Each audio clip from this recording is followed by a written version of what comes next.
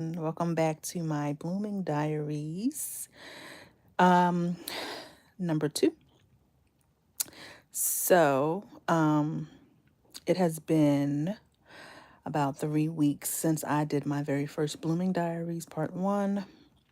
I was 22 weeks then. I am now 25 weeks. Well, actually, almost 26 weeks. So it's been almost 4 weeks since I did my Blooming Diaries, and I am finally back. With updates and all that kind of stuff um, for my Blooming Diaries. So, y'all, whew, let me start off saying that uh, being pregnant, for me anyway, my personal story, being pregnant in your 40s is not for the weak, okay? This has been a journey for me, really, literally. But I'm here and I'm progressing and I'm making it. And yeah, so we're gonna, just dive on in, and I'm gonna update y'all on some things that we was talking about in video 1, and just share what my journey has been like for these past 3 weeks, 3.5 weeks. And yeah, so in my last Blooming Diaries video or vlog, I discussed the process up until my 22 weeks. I discussed that I would have liked to start this diary sooner, but was not able to. I discussed my first doctor's visit, my transferring from my initial primary care physician to my prenatal doctor, and I also expressed that I was getting ready to be transferring from that doctor. And what else? I discussed that I was looking for a doula, and all those things in between. And so, an update is, I feel like my hair looks a little bit of a mess, y'all, but please have understanding. Please have understanding. Oh, goodness. Like I said, this has been a journey. But anyway, yeah, so update is I transferred from my second doctor, my prenatal doctor, because the first doctor was my primary care physician, quote unquote. That's the physician I go to not being pregnant. That's just, my yearly checkup, stuff like that. And so I transferred from them to a doctor that specializes in prenatal care. And although I felt they was a little better than my primary care, they just was not for me and my baby in this pregnancy. And so I did make that transfer, and I am now with an OB whom I feel at this time, I've only had one visit with them, but at this time, they are for me. So that's that update. And I was talking about looking for a doula, and not just any kind of doula, but a professional doula, and a doula who I feel could accommodate with my needs, and did that. So super excited about those two updates, those two happenings.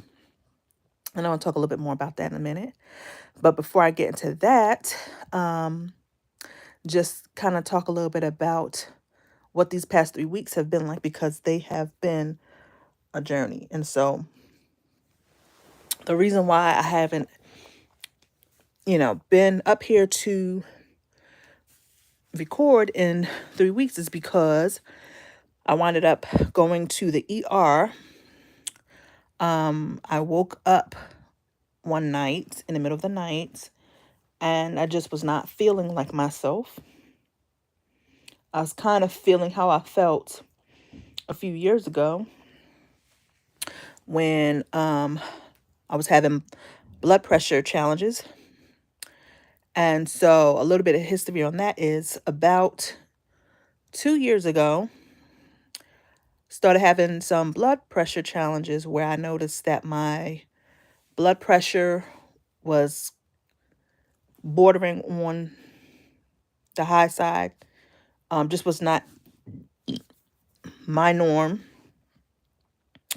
And I just noticed wasn't feeling well and stuff like that. And one day I just really was not feeling like myself. Checked my blood pressure. It was high, like really high. And I didn't feel comfortable. So I went to the emergency room, and I had to follow up with my primary care physician. And um when I followed up with um my primary care physician luckily was not one who was big on just immediately going to medicine for the remedy. So he was open to me um, making some changes in my lifestyle, which was eating out less and exercising more, which I did. And I actually talk about this in my book, Reversing Hypertension, that I wrote probably maybe a year later, after um, making those lifestyle changes and being able to reverse my hypertension and bring it back to the norm without medication. So now, fast forward back to almost 3 weeks ago. Like I said, I woke up and I just was not feeling like myself. Kind of was feeling like I felt that time 2 years ago. And so I took my blood pressure because I've been monitoring my blood pressure in this pregnancy anyway, off and on, just because I know that history that I had. And I know that in pregnancy, that pregnancy changes a lot in our bodies, changes our chemistry a lot. And especially being older and all that kind of stuff. Um, I just wanted to make sure that, everything's going well with my blood pressure, all that kind of stuff. So I've been checking it periodically anyway. But this time, because of how I was feeling, and when I woke up, it was like 2 something in the morning, I went, checked my blood pressure. It was high. And because it was so high, I'm pregnant. I was like, not going to play around with that. I was not going to lay myself back down. I immediately went and communicated with my older children, letting them know where I was going. I contacted my partner and I went to the emergency room. So my blood pressure was checked when I was at the emergency room. It was high. Um, they took me in the back because they wanted, to have a physician communicate with me and monitor me. They eventually decided they was going to keep me because something that can happen in pregnancy is something called preeclampsia. And that could be harmful for not only the mom, but the baby. And it is said that in pregnant women, it can happen to preeclampsia, it can happen to any pregnant woman, but they're especially concerned about pregnancies in women over 35 years old. And so they wanted to keep me to monitor me to make sure preeclampsia wasn't going on and to observe me for a little bit to make sure they didn't see any signs of me possibly developing preeclampsia in the next couple of weeks. So I was in the hospital for a few days. Didn't particularly like that because I didn't particularly like it just because it's not like I was in the hospital having a baby. I was okay with being there and I was okay with being monitored because I do want to make sure my health is okay or the baby's health is okay. But initially, when I went in, I was by myself. I don't like being in the hospital by myself. Um, just because, like I mentioned in the previous video, when you're pregnant, you are at a vulnerable, you're very vulnerable, um, and all that kind of stuff. And there are some, I'm not going to say all, but there are some people who are in the healthcare arena who take advantage of that vulnerability. And so whenever I am vulnerable, I don't like being in the hospital by myself.